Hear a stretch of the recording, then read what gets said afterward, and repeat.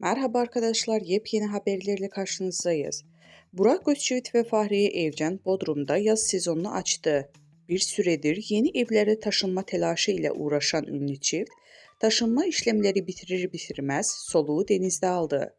Gün doğumunda bir otelin plajında görüntülenen ünlü çift hem yorgunluk attı hem de adeten aşk tazeledi.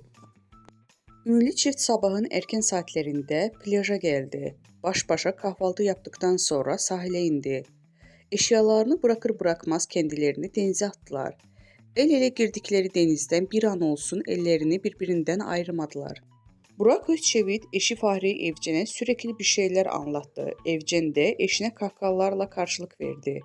Ünlü çift baş başa kaldıkları denizde adeten aşk tazeledi. Fahriye Evcen mor mayosu ve fit haliyle göz kamaştırdı.